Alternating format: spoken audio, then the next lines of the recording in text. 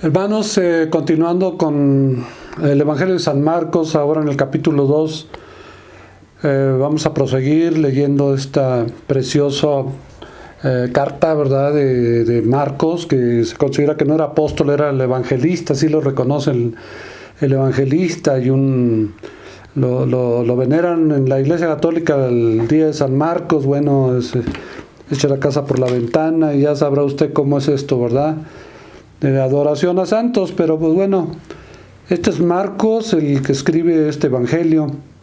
Nos dice en el capítulo 2, entró Jesús otra vez en Capernaum, y había estado en Capernaum, lugar precioso, es chico, no es muy grande. Los que hemos estado allá con los grupos de Vida Nueva, hemos conocido este lugar precioso. Capernaum era un lugar donde pues vivían algunos de los mejores amigos del Señor. El Señor también tenía ahí pues un ministerio pues muy lindo. Dice, después de algunos días, y se oyó que estaba en casa. Imagínense, o sea, capítulo 1, ¿verdad? Leímos cómo la gente se amontonaba y lo iba, buscaba, se iba a lugares desiertos, ahí iba la gente detrás de él, ¿no? Entonces, bueno, vemos aquí que dice que inmediatamente se juntaron muchos, de manera que ya no cabían, otra vez, ya no cabían ni aún a la puerta.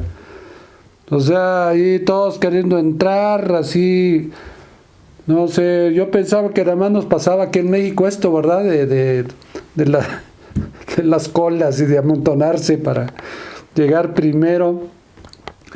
Pues aquí en Israel también vemos aquí mucho de esto, ¿no? No sé, a lo mejor algunos de ustedes tienen mucho de judío en sus vidas.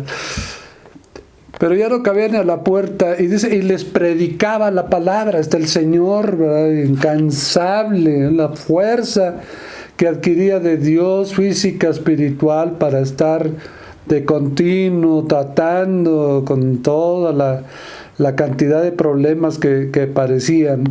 Fíjese qué interesante, dice, entonces vinieron a él unos trayendo un paralítico que era cargado por 4, o sea, cada uno venía en una camilla, y cada uno de estos 4 venía agarrándolo pues de una de las orillas, ¿no? Dice, y como no podían acercarse a él, claro, o sea, ni aunque la gente vea que viene con un paralítico cargado, no, hombre.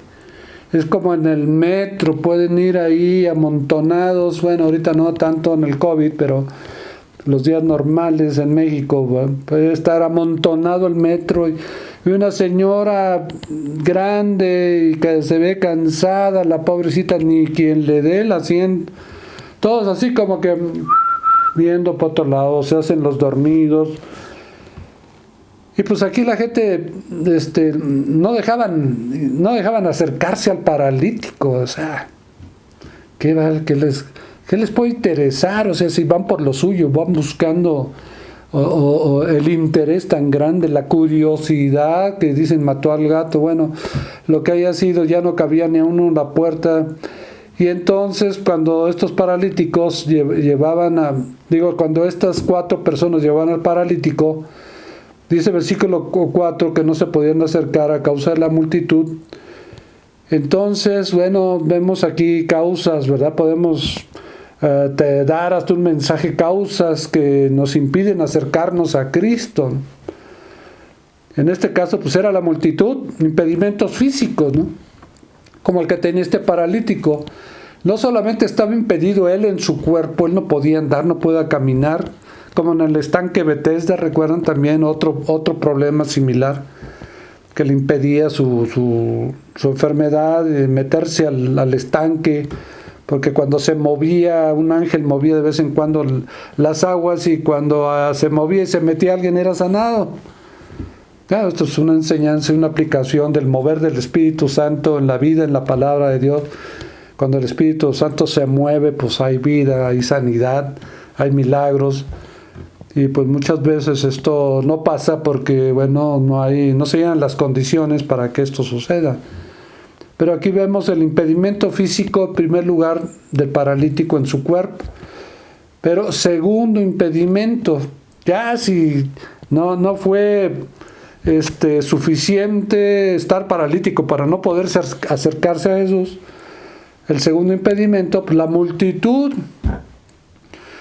Y con esto nos podríamos pues preguntarnos, ¿no? ¿Qué causas nos impiden acercarnos a Cristo? ¿Qué causas te impiden a ti, mi hermano, acercarte al Señor? Falta de tiempo, ¿verdad? Si no tenemos el tiempo suficiente y nos gana pues las carreras y apenas da tiempo para comer o regresar, y ahora pues hay más tiempo, estamos más en casa. Pero ¿qué otra cosa? El cansancio. No, ya estoy muy cansado, mejor mañana oro, ¿no? Y ahorita pues la oración del angelito, angelito de mi guarda, mi dulce compañía, no me desampares ni de noche ni de día, amén, y a dormir, papá, a dormir, ¿no?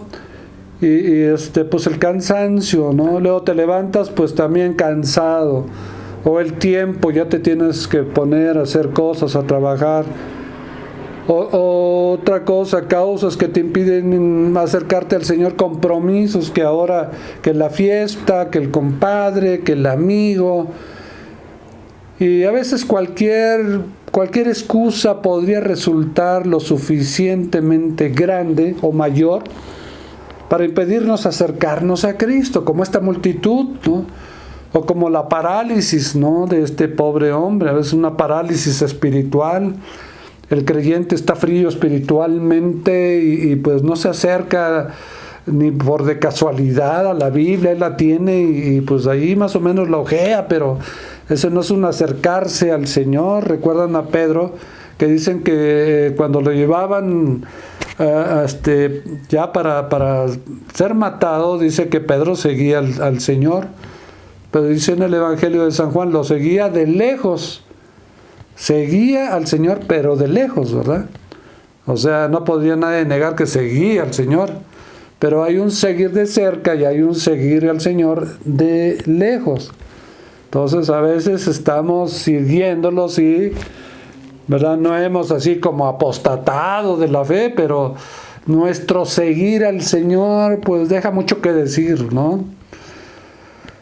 Y así, ¿verdad? Pues pueden haber más razones o impedimentos que nos impiden acercarnos al Señor. Pero pues qué tan grandes son tus causas o razones, como las que tenía en este caso el paralítico para acercarte al Señor.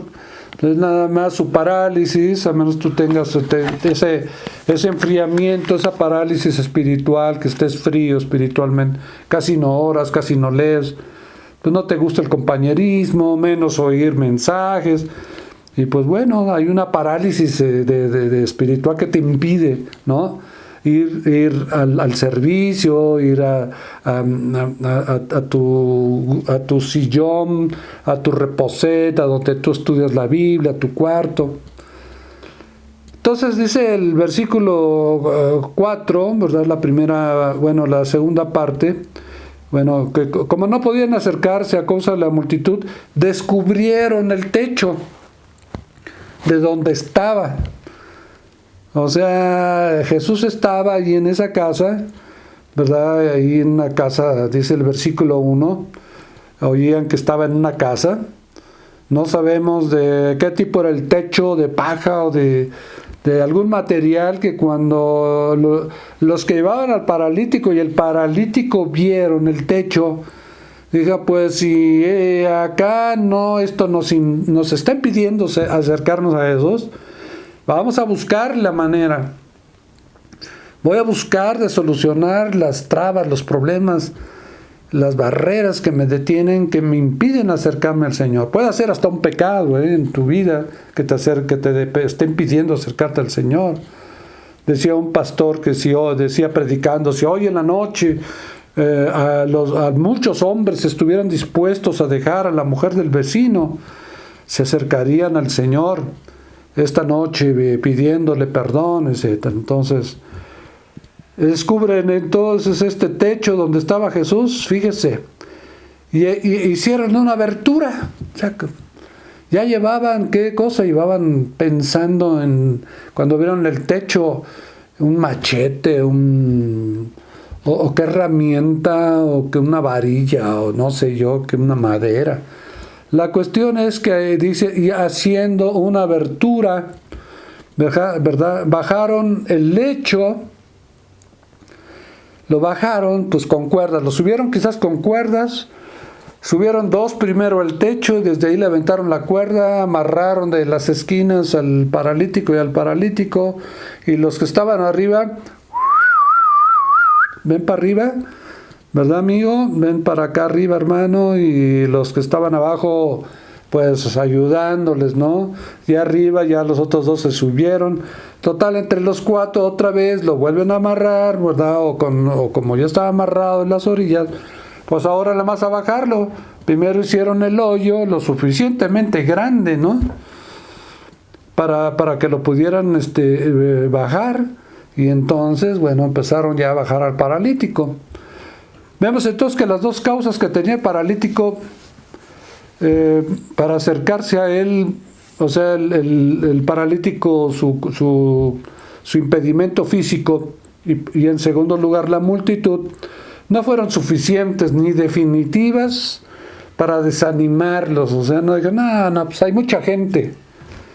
O cualquiera que sea la razón, pues para pararte, ¿verdad? Decía también un pastor, recuerdo que muchas veces tú tienes que ver lo fácil que es parar a alguien en su caminar o en su dirección hacia el Señor, como para que entiendas, o que el hermano anda necesitado de una ministración de parte de Dios en su vida, o tiene que regresar al Señor, a volver otra vez a recobrar el fervor, porque nada debe de ser lo suficientemente razonablemente, porque pues era razonable, ¿no? Una multitud, ¿cómo le vamos a pasar entre toda la multitud? De modo que como las decíamos en el metro, sube mujer gorda con canasto y van codeando, y no digo, llevan el canasto acá y con el codo, mire, vale, que si no se abren paso, ¿no? Estaban así 4 mujeres de ese tipo con canas para abrirse cancha y pasar, pero eran cuatro hombres. Y pues lo que Dios los dio, porque cuando vemos aquí adelante la fe que tenían, no fue las razones de, hijo, imagínense, qué difícil, ¿no? Subir y dice, no, hombre, el Pancho, el oso, ¿no? ¿Qué vamos a hacer? ¿No? Subirlo y intentar gente ahí, luego todavía abrirle al techo un hoyote para que baje al paralítico.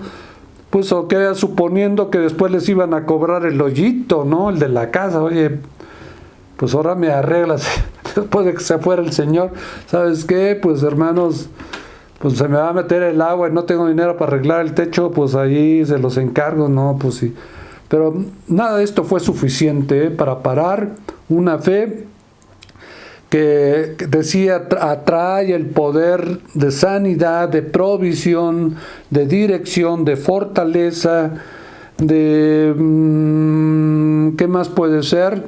Pues de hacia cualquier necesidad que tú tengas. Es una fe que no está dispuesta a ser parada, y casi por nada, por lo menos si existe razón prudente y de veras que sea una imposibilidad real.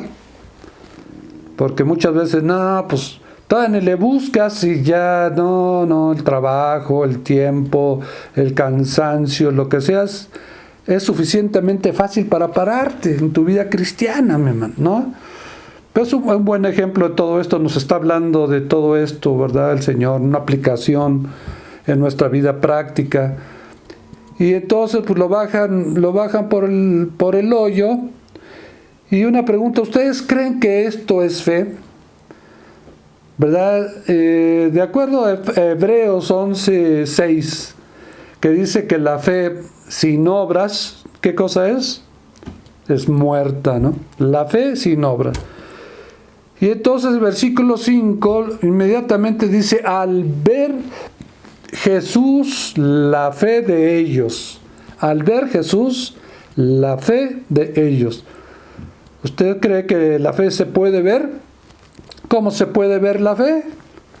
Si es algo intangible, ¿no? La fe, no, tú dices, la fe no se puede ver, pero sí se puede ver, la vio Jesús. ¿Cómo se puede ver? Por las obras. O sea, al ver Jesús la fe de ellos, cuando vio que, ¡ay! Se subieron al techo. Y no les bastó subirse al techo, no les bastó que la multitud no los dejara pasar, no bastó de que el que trae la camilla es paralítico, no les bastó abrir el tremendo yote en el techo y todavía bajarlo para ponérmelo enfrente. Pues ya si eso no es fe, entonces ¿qué es fe? ¿No? Así es que aquí vemos la fe de 5 hombres, el paralítico y los 4, no se ve que sean hermanos, primos, amigos, lo que hayan sido, la fe de 5 hombres, ¿verdad? Funcionando, trabajando en unidad. ¡Wow! Eso también, mire, hace que nos entendemos de cómo la unidad en la fe del Señor, habiendo fe, y poniéndola a operar entre más gente, ¿verdad? Pues es una fe más poderosa.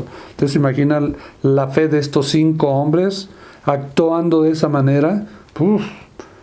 ¿Qué pasó entonces? Inmediatamente, ahí lo vemos, versículo 5, hijo le llamó.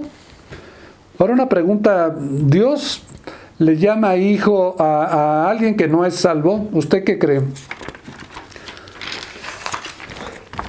Perdón, hermano. Ay, es que se metió algo a la nariz, pero ¿usted qué cree? ¿Que era hijo de Dios porque le llama hijo? ¿O nada más era la costumbre, o era de cariño? ¿O esto es así como para que nos haga pensar un poco, ¿no? Pero bueno, prosigue el pasaje. Estaban ahí sentados algunos de los escribas, sentados, fíjense, los escribas muy sentados, y los enfermos, los que necesitaban realmente la ayuda, la sanidad, la administración del Señor, no podían pasar. Y esto es el típico escriba o fariseo. Aman las primeras sillas y están ahí hasta adelante, y los demás pues no se desentendemos de los demás. Yo estoy ya muy cómodo acá y me importa poco que haya gente pues que se haya quedado afuera, y sobre todo enfermos, que son los que necesitan. El Señor dijo, yo no vine para llamar a justos o a sanos, sino a pecadores, ¿verdad? A enfermos, el necesitado, el que está en angustia, el que está en un problema. Y porque los escribas que se sentían, pues ahora sí que lo máximo, ¿no? Dentro de su religión, imagínense ahí. Estaban sentados, entonces estaban cavilando en sus corazones, cavilando, pensando. ¡Ay! Cuando oyeron a Jesús, porque eso iban, la verdad. Iban para oír algo que dijera el Señor en contra de la ley, o que hiciera algo en contra de la ley, para inmediatamente, este hombre no puede venir de Dios, este hombre es un transgresor, es un pecador, porque está predicando en contra de los mandamientos de Moisés. Estaba nada más para eso. Pero pues dice el versículo 7, ¿por qué habla así? Decían los escribas estos. Blasfemias, dice. Imagínense, acusar al Señor Jesús de estar diciendo blasfemias. O sea, qué corazón, qué actitud, qué ignorancia tan grande puede haber en alguien que vea algo como esto y que mal entienda y transverse y cambie la tortilla y le dé vuelta al hot cake, ¿no? ¿Verdad? Para tener un argumento que puedan usar para acusar al Señor pues de algo condenable. Entonces dice, ¿quién puede perdonar pecados sino solo Dios? Sí, dice en Mateo 28-29, entonces reprendiendo Jesús les dijo, erráis, ya se los había comentado el Señor muchas veces, se los había hecho saber, erráis porque desconocéis o ignoráis las Escrituras y el poder de Dios. Sí, estos escribas pues ignoraban las Escrituras. ¿Quién puede perdonar pecados sino solo Dios? Bueno, si el Señor en Mateo 28-18 dice, y Jesús se acercó y les habló diciendo, toda potestad, o sea, todo poder, me ha sido dada, dijo Jesús, no solamente en el cielo, sino también en la tierra.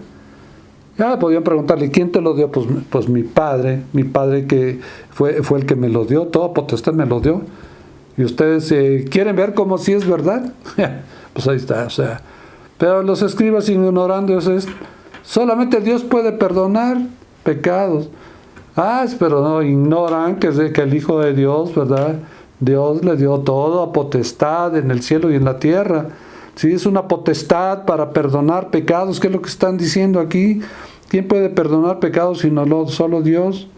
¿Quién puede? O sea, esa potestad de perdonar pecados. Pues el Hijo de Dios, que el Padre le dio esa potestad para perdonar pecados. Y aquí lo dice Jesús, ¿verdad? En el versículo 10, pero pues para que sepáis que el Hijo del Hombre tiene potestad en la tierra, que es lo que él, Mateo 28-18, dijo, y Jesús se acercó y les habló diciendo, toda potestad me es dada. Es lo que está diciendo aquí en el versículo 10, ¿verdad? Entonces, bueno, dice Jesús, el versículo 8, conociendo Jesús en su espíritu, o sea, el discernimiento tan sensible de Jesús, no alguien que está tan cerca del Señor, que tiene de Dios la misión y la unción de Dios Padre, en quien el Padre vive en toda su plenitud. ¿Usted cree que no podía captar y discernir este tipo de, hasta nada más en el gesto de mucha gente se ve, el gesto de que no está a gusto, de incredulidad o de rechazo? Conoció en su espíritu, o sea, Dios se lo hizo saber, ¿verdad? Que cavilaban de esta manera, y entonces les dijo, ¿por qué caviláis así en vuestros corazones? A ver, ¿qué es más fácil? Así se las puso el Señor, ¿eh? No, si el Señor, como decimos, se las barajeaba, pero, y bien, ¿qué es más fácil? Decir al paralítico, tus pecados te son perdonados, o decirle, levántate, toma tu lecho y anda. ¿Qué era más fácil hacer o decir en un momento dado? Se ha de haber quedado así los escribas. ¿Qué? ¿Cómo, no? Les dijo el Señor, pues para que sepáis que el Hijo del Hombre tiene potestad, ¿sí? Para que se den cuenta, ignorantes escribas, de las obras de Dios para la humanidad, para los necesitados, para los pecadores, para que sepan que el Hijo de Dios tiene potestad en la tierra. Pero no solo en la tierra, también en el cielo, ¿verdad? Le fue dada esa potestad. Le dijo al paralítico, a ti te digo, levántate, ¿no? El primer mandato, ¿no? Cuando el cuerpo, las células, los tejidos, los músculos, los huesos, ese mandato, un mandato que viene acompañado de manera invisible de la potestad, no, porque hay potestad para hacer milagros de parte de Dios. Dios delegó potestad en los apóstoles también para eso, para hacer milagros, echar fuera demonios, ¿verdad? No para perdonar pecados. Eso es un estudio que se requiere ver. O sea, tú puedes perdonar el pecado a alguien que te ve y te pide perdón. Perdóname por lo que te hice. Y tú lo perdonas. Eso no quiere decir, no está hablando del perdón que Dios te tiene que dar por un pecado. Ese problema entre el pecador y Dios, solamente a Jesús el Padre le dio potestad, pero no se la dio ni siquiera a los discípulos, ¿sí? Tú puedes perdonar a alguien que te hizo algo, ¿verdad? No es una potestad para perdonar de parte de Dios a un pecador, sino que es una forma en que tú te libras de condenación, y cuando tú perdonas, pues tú dejas en libertad no solamente al que te hizo algo, sino a ti. De otra manera quedan atados por una falta de perdón, un odio, una amargura, un resentimiento. Entonces es muy importante el perdón a otro. Pero aquí hablamos de un perdón de Dios al pecador. Entonces dijo, levántate, toma tu lecho y vete a tu casa. Entonces él se levantó enseguida. Vemos las sanidades, eran de esa manera. El poder de Dios en Jesús, habitando el Padre en toda su plenitud en Jesús. Y, un poder que nada más dijo y boom, el poder de Dios, el Padre, que se haga el universo, más de 8 billones de galaxias, boom. Con el poder de su voz y con el poder de la palabra sustenta el universo. Y ese poder que hace eso es el poder, pum, que entró en los músculos, en los huesos, en las células, en los tejidos, en la sangre. Y entonces echó fuera esa parálisis. Y entonces él se levantó enseguida. Todavía tomó su lecho, fíjese. O sea, el de la emoción pudo, pues ahí se ven y miren, estoy sano, salió corriendo y brincando. No, todavía tomó su lecho, dice ahí, y salió delante de todos, de manera que todos se asombraron y glorificaron a Dios, diciendo, nunca hemos visto tal cosa. Pues cómo lo iban a ver, o sea, fue un milagro maravilloso, ¿no? Entonces después volvió a salir al mar y otra vez toda la gente venía a él. Y les enseñaba, o sea, no solamente predicaba, sino también enseñaba. Era un ministerio de evangelista y uno de maestro, que era lo que operaba en el Señor Jesús. Y al pasar vio a Leví, hijo de Alfeo, sentado al banco de los tributos públicos, y le dijo, sígueme. Otra vez esa voz, ese mandato que tiene el dunamis poderoso de Dios. ¿Y qué cree que hizo Leví? Fíjese, era el que cobraba tributos, o sea, que tenía ahí pues una situación muy apegada, ¿no?, a lo material. Y lo que pasa es que ahí el poder de Dios, sígueme, y no digo, dice, levantándose, le siguió. Y aconteció que estando Jesús a la mesa en casa de él, de Leví, muchos publicanos y pecadores estaban también a la mesa juntamente con Jesús, ¿verdad? Y sus discípulos, porque había muchos que le habían seguido. Y los escribas y fariseos, viéndole comer con los publicanos y con los pecadores, dijeron a sus discípulos, ¿qué es esto que él come y bebe con los publicanos y pecadores? Y al oír esto, Jesús les dijo lo que le dije en unos momentos, los sanos no tienen necesidad de médico, sino los enfermos. No he venido a llamar a justos, sino a pecadores.